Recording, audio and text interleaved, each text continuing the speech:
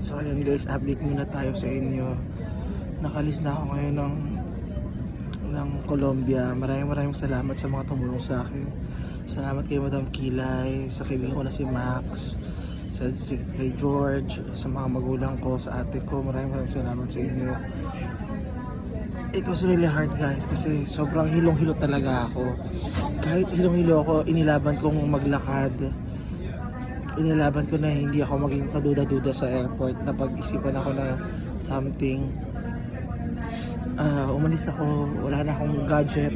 Itong iPhone na gamit ko, ito yung iPhone na gamit ko pa even 2021. Nakatago lang to sa loob ng bag ko, nakalagay sa mga damit ko kasi hindi ko talaga to ginagamit.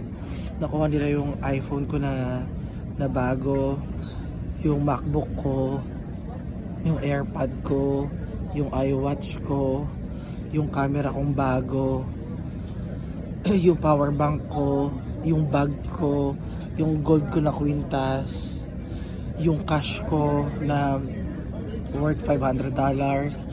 Nakuha nila yung 300,000 pesos sa bank account ko.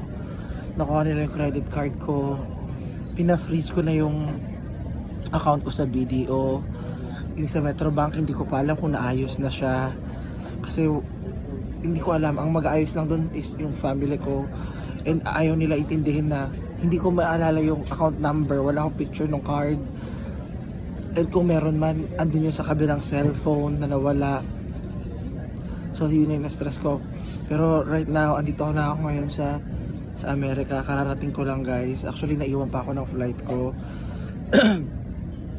Dumating ako 5 minutes before the boarding gate close. Pero maaga silang umalis today. So sinabihan nilang nila ako dahil naka-business class naman ako. Yung ticket ko na lang is yung for the next flight makukuha ko. As of now, may konting hilo pa din ako sa paglalakad. Though, ngayon, mas namamanage ko na yung sarili ko. Mas nakakapag-isip na ako ng maayos. Luckily, I'm just happy kasi at least buhay ako guys. Kasi, nung naalala ko yung nangyari sa akin, be, na nakita ko ng mga tao sa damuhan na lang, be, tapos dinala nila ako sa ospital. Pagdating sa ospital, ang daming aparato sa akin sa katawan. Meron ako dito nakasaksak na blood transfusion. Ayun, meron pa siyang, nakita niyo ba yung turok? Meron ako dyan turok dito, tsaka dito ng dugo. Tinanggal ko lang siya agad kasi meron akong flight na hinahabol. Kaso pagdating ko sa hotel, sabi ko sa kanila, actually hindi ko lang nabayaran yung taxi na sinakyan ko. Sabi ko, no, I have a flight. Tapos, pag-check ko ng gamit ko, wala na akong gamit. So, pero tuloy pa rin ako. Sabi ko, no, I still need to fly. I need to fly. Nanghiram ako ng laptop dun sa reception ng hotel. Tapos, pagbukas ko na, tumba lang ako. Kaya ayun, meron akong sugat dito sa mukha. 3 beses ako nahimatay. Tapos, nangyari yun, be, sa rooftop ng ine-estiyan ko, merong bar doon. Tapos, kausap ko dun yung pinsan ko. Nakita ko yung lalaki. Tapos nag-usap kami. Bumaba siya para bumili ng alak. Naiwan ako. Tapos pag akyat niya, ako naman bumaba para umihi. Tapos mapatutug lang kami ng music kasi kumbaga it's naka-Spotify Jam. So pwede kami magpatugtog ng music. So patugtog lang kami. So nakaupo lang kami sayaw-sayaw hanggang sa siguro naka-4 na beer kami ganyan. Kaya ko yun be actually, pero hindi ko alam kung anong nilagay niya na all of a sudden, nawala na lang ako ng malay, hindi ko na alam ano nangyari. The next thing na nalaman ko, nasa ospital na ako. Sinabi sa akin na nakita nila ako sa damuhan, bit lang nila ako doon. Tinurukan nila ako ng kung anek-anek, lagyan nila ako ng mga aparato sa puso para malaman kung tumitibok pa yung puso ko. Tapos luckily, ayun, siguro may adrenaline rush kaya bumangon ako na kahit hilong-hilo ko guys, 3 beses ako tumayo ako nun sa higaan, pero tinutumba nila ako. Sabi, no, you have to rest. Ako, no, I have a flight. Siyempre natakot din naman ako, iniisip ko yung pamilya ko, pero at that moment, iniisip ko talaga yung buhay ko. Iniisip ko yung gamit ko. Kasi sabi ko, oh my God, where's my phone? Where's my money? Where's everything? Yung ID ko. Ang naiwan na lang nila sa akin is yung passport ko. Tapos yung room number ko. Nagtanong ako sa hotel kung meron ba silang CCTV. Sabi nila yung CCTV nila is props lang. So, wala akong napala. Wala akong habol. Nakiusap ako sa mga pulis doon kasi sabi ko, meron naman doon sa cellphone ko sa Find My yung last location ng phone ko. Pumunta ako, kahit hilong-hilo ako guys. Gabi yun. 18 hours akong tulog. 19 hours akong tulog, ganyan. Nag-aalala yung mga kaibigan ko kasi first time yun na natulog ako ng ganong kahaba at hindi nagre-react. Kasi kahit tulog ako, pag tumulog yung cellphone ko, magigising ako, sasagutin ko yung mga yan. Kahit hilong-hilo ako, pumunta ako sa mga police station. Doon sa may Barrio Manila, meron doon police station ako nadaanan. Noong nakarang araw, pinuntahan ko siya kaso sarado ng gabi. So pumunta ako doon sa El Poblado kasi doon sa may mga party area, maraming police doon. Kinausap ko yung mga police kaso tinuro lang nila din ako sa ibang police post. Sabi nila, dyan sa may park, meron dyang police station. So meron doon nag-iisang police na babae kaso hindi kami nagkakaintindihan. Wala akong cellphone at that moment, hindi ko makita pa tong cellphone na to. Sabi ko sa kanya, I need help. Hindi niya naiintindihan. Tapos sinabi ako sa mga lalaki, nagtawag siya ng iba pang lalaking police, dumating yung mga lalaking police na mayroong motor. Sabi ko sa kanya, let's go back. Tapos sabi nila, no, you cannot go back, it's gone. You cannot do anything. It happens all the time here in Colombia. So ako yung parang, so what are we gonna do? Nothing? Yes, nothing. What? Anong purpose nyo? So syempre ako, upset ako. Anong gagawin ko? Wala na. Sabi ko, I lost my money, my card, my phone, my everything. That's my livelihood. It's everything. How can I go back to my country? Tapos bumalik na lang ako sa hotel. Yung hotel, naawa sila dahil 3 beses ako nahimatay. Binigyan nila ako ng kwarto. Pagdating sa kwarto, nakatulog lang ako. Pagising ko, dun ako nag-reach out na sa mga kaibigan ko. Nag-alala na silang lahat. Yung family ko. Tapos, nagpadala yung mga kaibigan ko ng konting cash para magkaroon ako ng pamasahe papuntang airport at makaalis na ako ng bansa nila.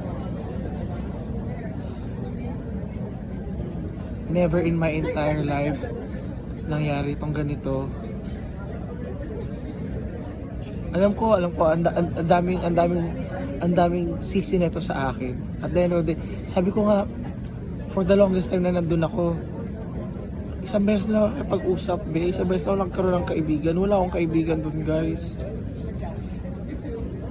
Wala akong kaibigan, kaya nga gusto ko na umalis eh.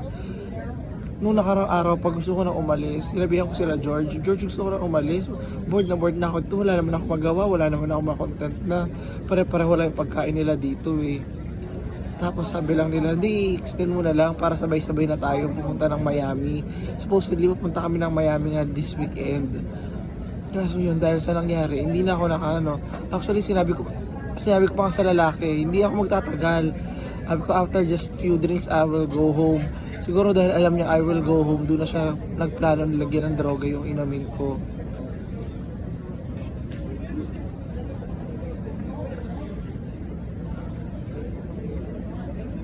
I tried. Ang tagal ko walang kinausap doon, walang kaibigan. As in, wala akong kausap. Andun lang ako. Kaya nga bored ako eh. Kinakausap ko yung mga kaibigan ko sa Pilipinas. Kahit alas 3 na madaling araw, tatawagan ko sila. Sabi nila, ano trip mo, bakit ka tumatawag? Bored ka, no? Oo, bored ako, wala naman ako kaibigan dito, wala akong kausap. Natutuwa nga ako pag yung tour guide is nag-i-English eh. Kasi yun lang yung way ko para may makausap. Sino nakakausap ko doon ng English? Tour guide, reception.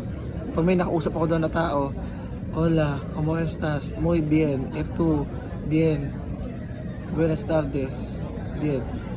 That's it, wala na, gracias, ciao. Wala na. I know it's something I have to develop in me to be more independent. I'm so independent and be more independent and be like an island na to talk to anyone. Although somehow kasi nakikipag-usap ako kasi gusto ko matutunan yung kultura nila. Gusto ko malaman what is interesting about them. It's my way of research, knowing the basic things from locals. Natanong ko talaga sila exactly, what's your favorite food? Where do you want to go here? If you are from here, what are you proud of? Kasi ayun yung gusto kong i-feature. Ayun yung gusto kong malaman. I don't know in the future. Hindi ako magsasalita ng tapos. I will always try to explore. I'll try to be more careful. But for now, I'll try to heal myself. I'll try to recover. Kailangan kong bawiin yung mga nawala sa akin. Kailangan kong gumawa na para magkaroon ulit ako ng laptop. Para magkaroon ulit ako ng camera. Nagsimula ako sa wala. Kaya ko to ulit. Kaya ko to.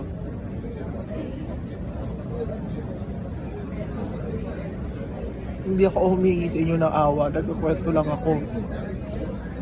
Kasi hindi nyo naiintindihan yung hirap ko. Marami pa rin sa inyo yung nagsasalita ng masakit tungkol sa akin. Nakala nyo hindi ako nasasaktan.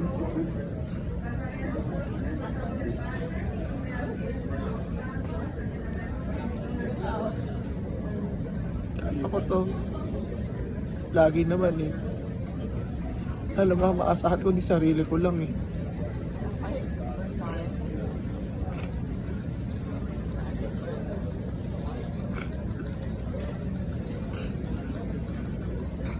Oo, naiintindihan ko yung gusto niya ituro sa akin. Hindi naman ako tanga eh. Huwag niyo naman ituturo sa akin na, kasi naglalandi ka lang naman. Hindi ako naglalandi, guys. Tingin niyo ba, pogi yung mga tour guide ko lahat? Gusto ko lang matutunan, guys. Gusto ko meron ako maituro. Gusto ko meron kayo mapulot sa pinanonood nyo sa akin at hindi sayang yung data ninyo. Hindi sayang yung oras ninyo. Gusto ko either may matutunan kayo o matuwa kayo. Simple lang yung gusto ko.